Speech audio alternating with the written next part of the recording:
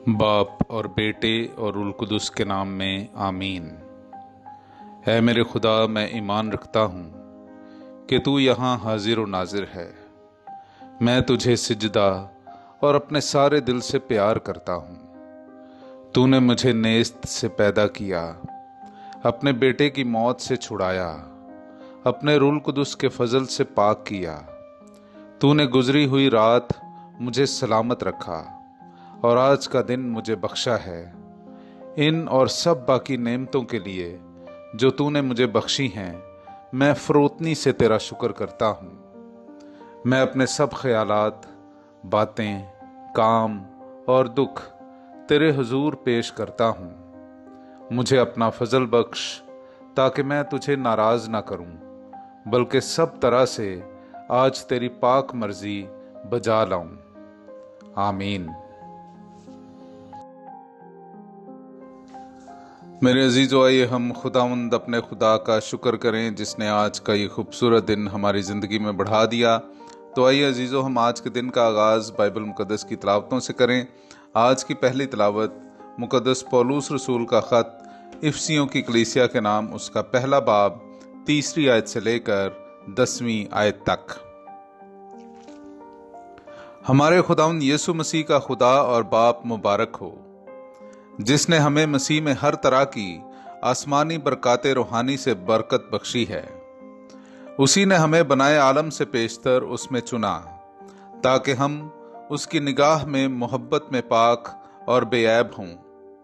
उसी ने अपनी मर्जी के नेक इरादे के मुआफिक यीशु मसीह में मुतबन्ना होने के लिए हमें पेशतर से मुकर्रर किया है, ताकि उसके उस जलाली फजल की तारीफ हो जो उसने हमें अल महबूब में अता फरमाया।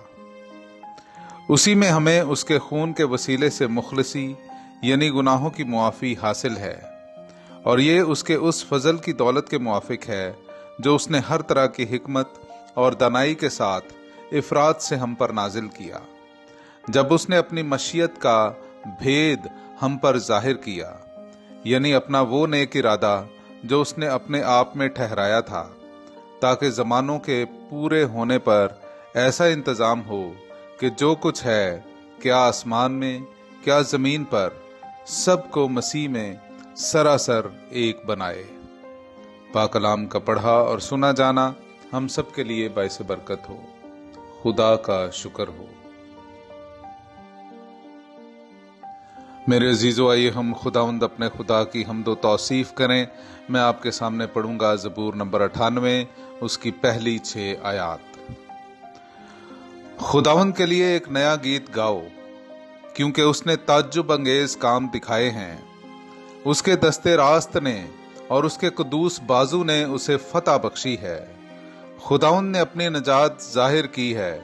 उसने गैर कौमों के रूबरू अपना अदल मुनकशिफ किया है। उसने इस्राएल के घराने की खातिर अपनी रहमत और वफा याद फरमाई है। जमीन की तमाम हुदूद ने हमारे खुदा की निजात देखी है। ऐ तमाम मुमालिक, खुदावंद के लिए ललकारो, शादमानी और खुशी और मदा सराई करो। खुदावंद के लिए बरबत के साथ मदा सराई करो, बरबत और सितार की आवाज के साथ बादशाह खुदावंद के रूबरू नरसिंगों और तुरही की आवाज से ललकारो। पाकलाम का पढ़ा और सुना जाना हम सब के लिए बाइस बरकत हो। खुदा का शुक्र हो। मेरे अजीजों, आइए हम आज का इंजीली इक्तबास सुनते हैं। मुकद्दस लूका की अंजील, उसका 11वां बाब 47वीं आयत से लेकर 54वीं आयत तक। तुम पर अफसोस कि तुम नबियों की कब्रों को बनाते हो और तुम्हारे बाप दादा ने उन्हें कत्ल किया। सचमुच तुम गवाही देते हो और अपने बाप दादा के कामों की ताईद करते हो, क्योंकि उन्होंने तो उन्हें कत्ल किया और तुम कब्रें बनाते हो। इसीलिए खुदा की हिकमत ने कहा कि मैं नबियों और रसूलों को उनके पास भेजूंगा। वो उनमें से बाज को कत्ल करेंगे और सताएंगे, ताकि सब नबियों के खून की जो बनाए आलम से बहाया गया इस पुश्त से जवाबदही की जाए, हाबिल के खून से लेकर उस जकरिया के खून तक जो कुर्बानगाह और हैकल के दरमियान हलाक हुआ। हाँ, मैं तुमसे कहता हूं कि इसी पुश्त से जवाबदही की जाएगी। ए उलमा शरा, तुम पर अफसोस कि तुमने मारिफत की कुंजी छीन ली। तुम आप दाखिल ना हुए और दाखिल होने वालों को भी रोका। और जब वो वहां से निकला तो फकीहा और फरीसी उसे बेतरा चिमटने और दिक करने लगे और उसकी घात में रहे ताकि उसके मुंह की कोई बात पकड़ें। पाकलाम का पढ़ा और सुना जाना हम सब के लिए बाइसे बरकत हो। खुदा का शुक्र हो।